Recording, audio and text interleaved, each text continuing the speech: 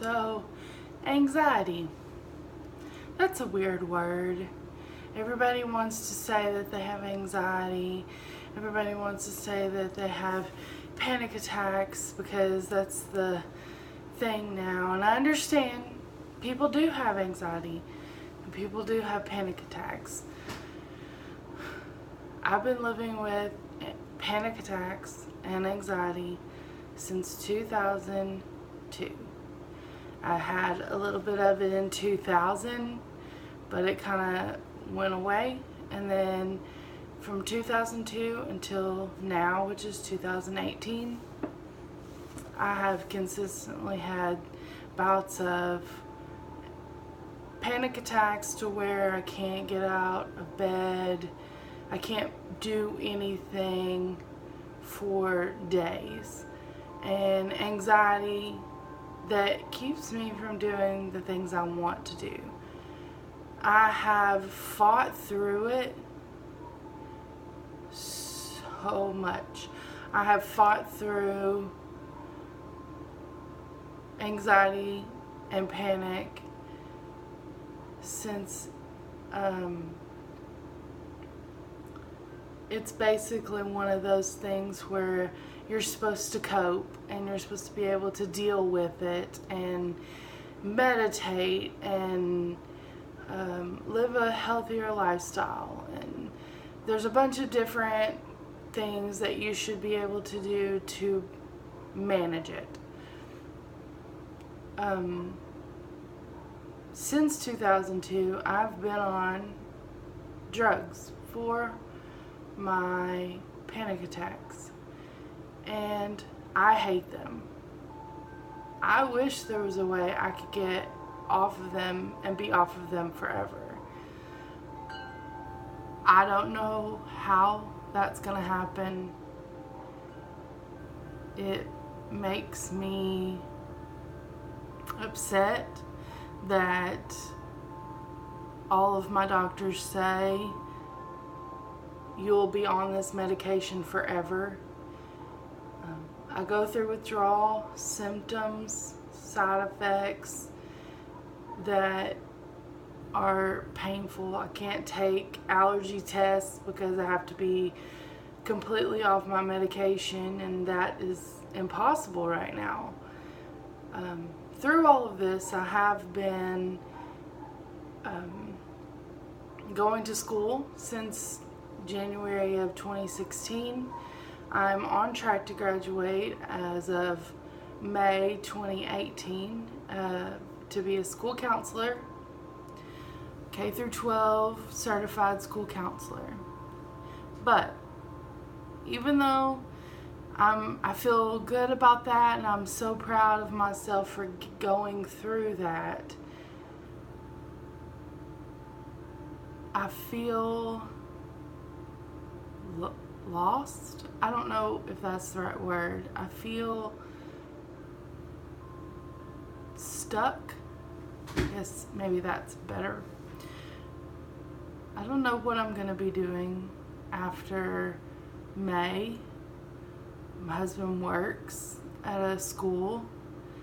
I don't have a job, and I have to pass 2 standardized tests to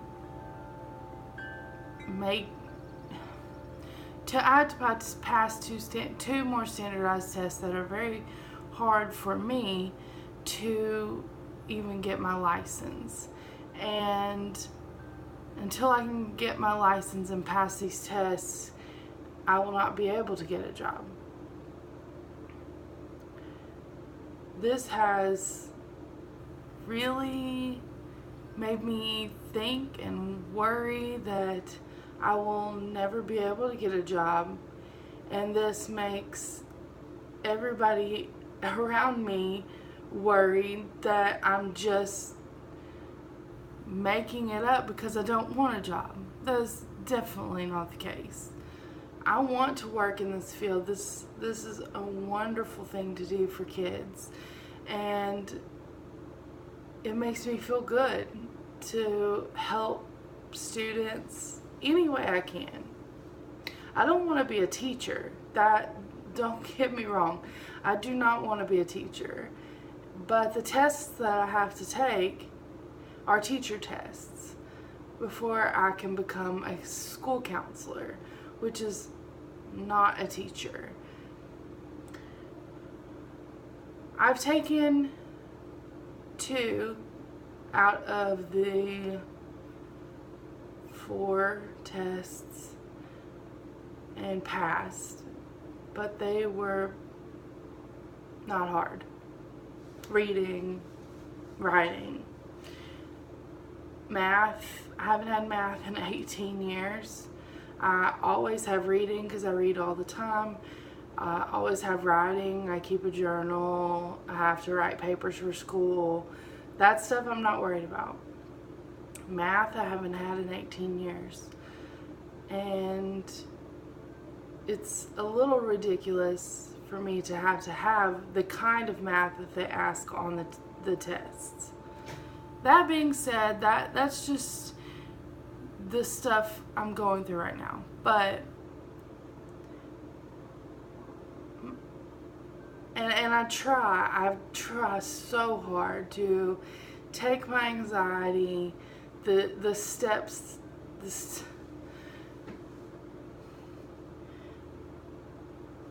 take my anxiety and go from, if it's a big worry, move it down to concern. But it gets so overwhelming that it just spirals up into major anxiety, major panic attacks. I don't even know what to do anymore. I've tried meditation. I feel when I'm meditating. Meditation, it works for some.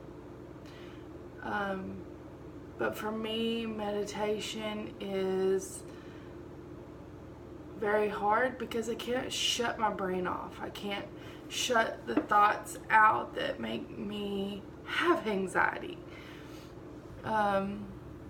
Eating healthy, I could do that. I mean, I could eat healthier. I will admit that.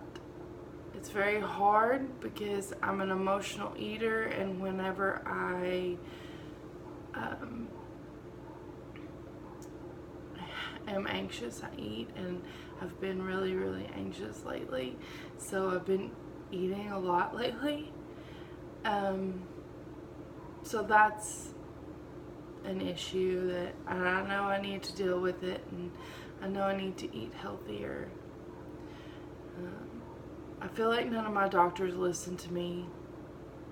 They just, like my therapist, I like her. She just praises the positive things that happen. It explained to me the coping mechanisms that I need to continue to keep in place. And then that's it. And I try the coping mechanisms. I work through everything. I sleep okay. That's one thing that I can say that has helped through therapy, is that I sleep better.